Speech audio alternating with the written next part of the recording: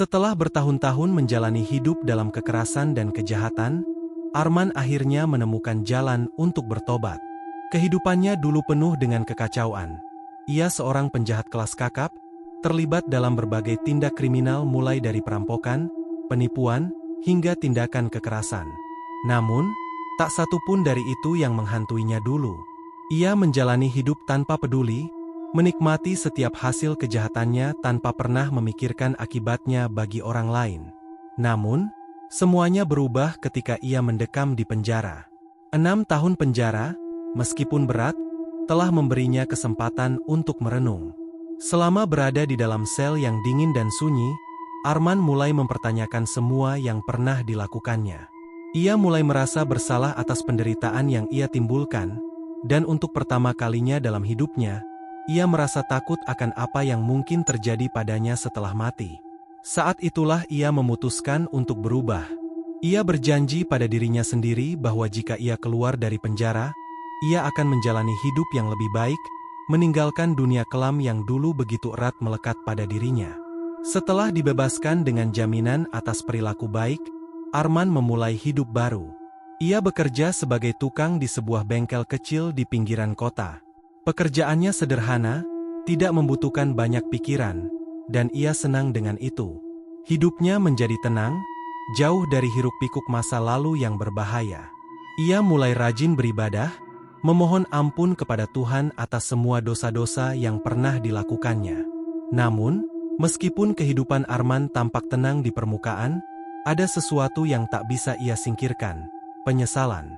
Setiap malam, ketika ia mencoba tidur, wajah-wajah korbannya muncul di pikirannya.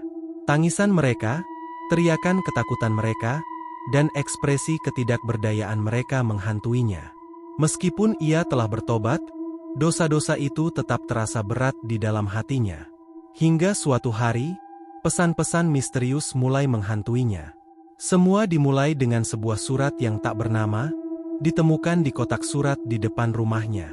Rumah Arman sederhana, sebuah rumah kecil yang terletak di ujung gang sempit.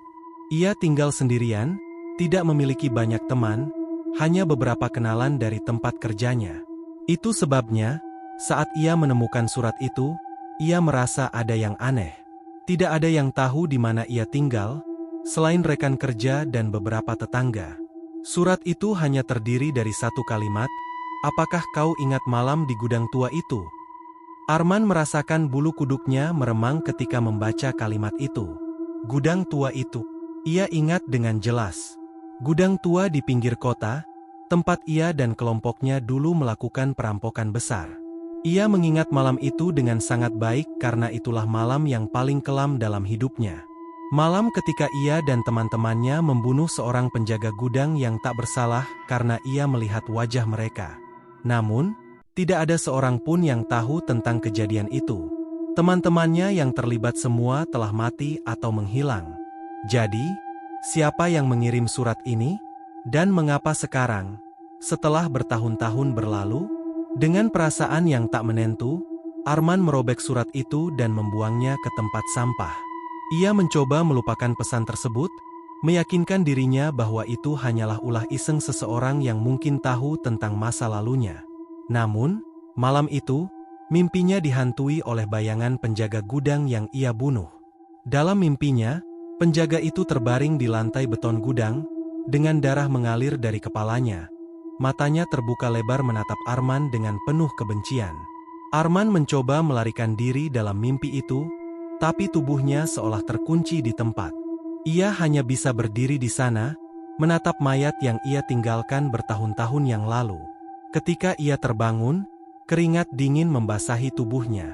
Napasnya tersengal-sengal, dan jantungnya berdegup kencang. Ia tidak bisa mengabaikan firasat buruk yang mulai menguasai pikirannya.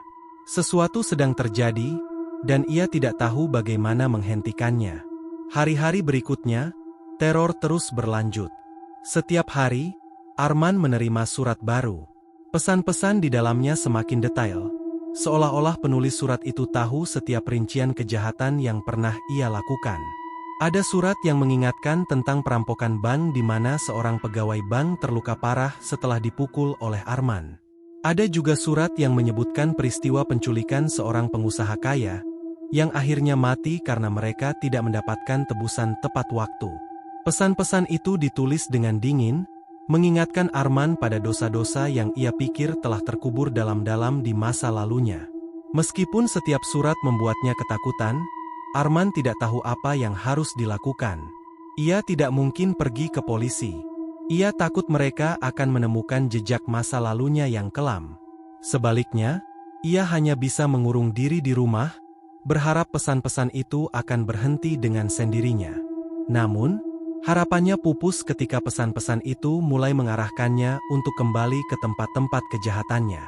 Salah satu pesan yang diterimanya berbunyi, "Kembalilah ke gedung terbengkalai di ujung jalan raya.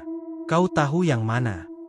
Gedung itu adalah tempat di mana Arman dan gengnya pernah menyekap seorang korbannya, seorang pria tua yang diperas hingga tewas.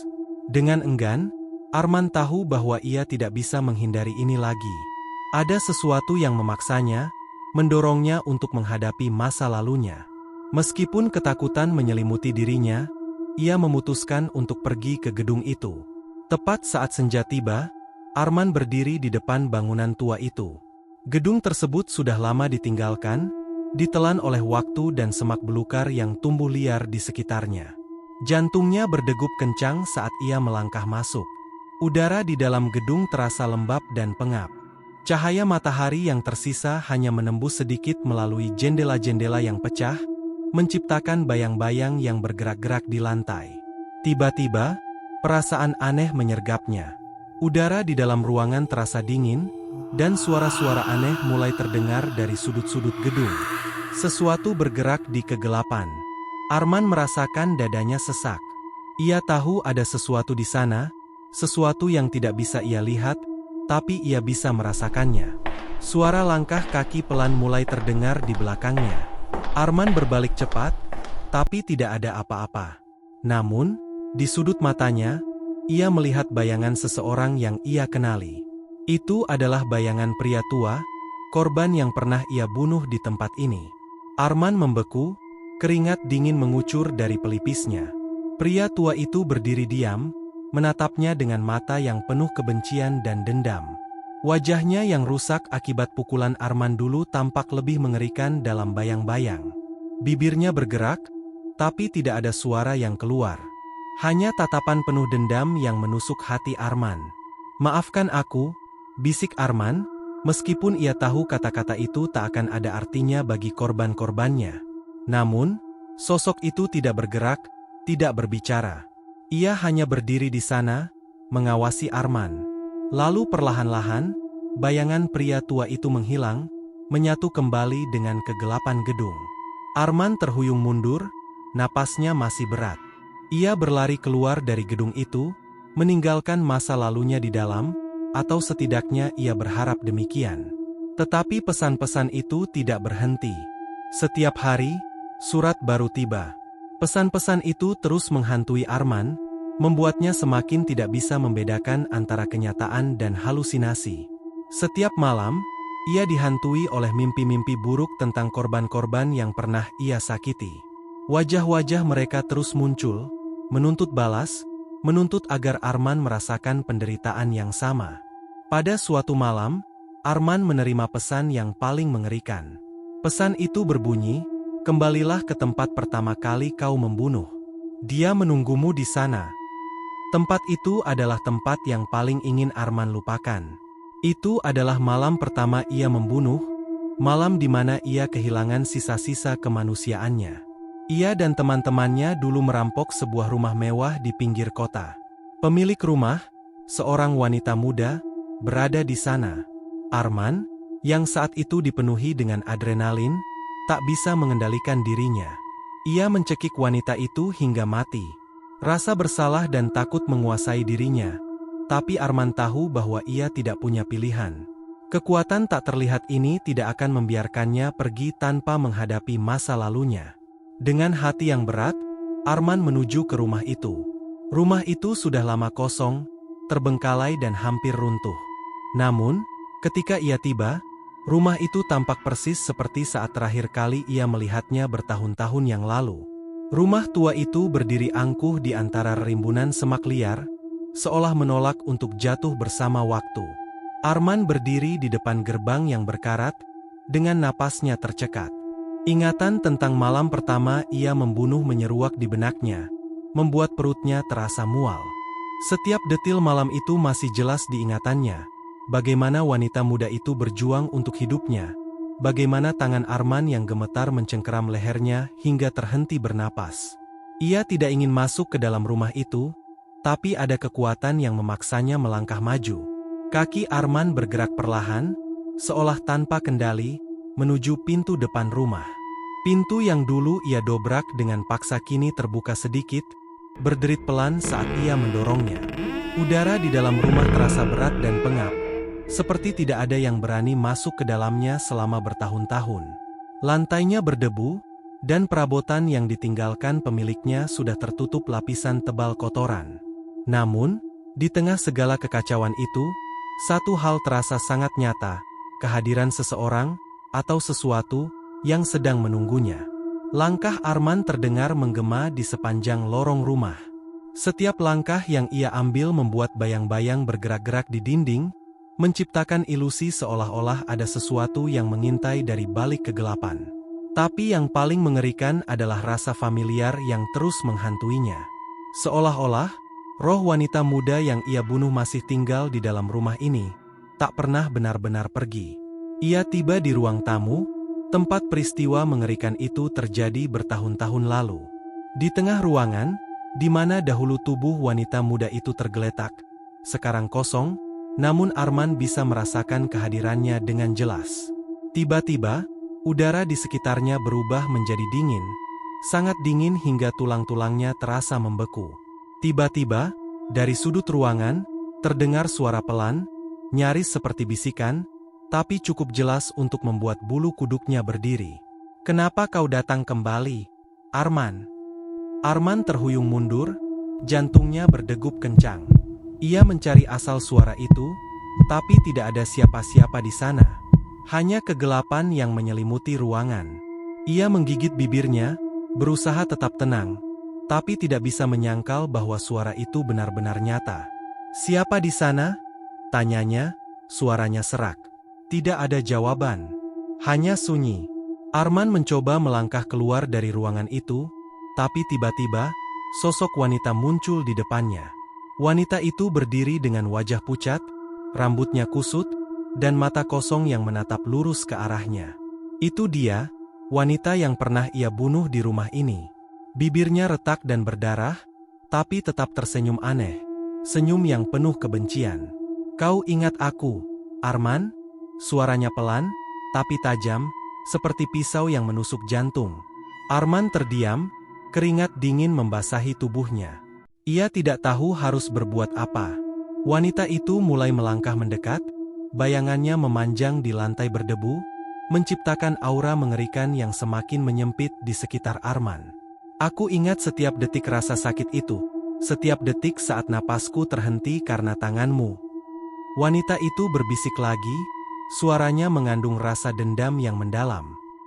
"Sekarang, giliranmu untuk merasakan apa yang telah kau lakukan."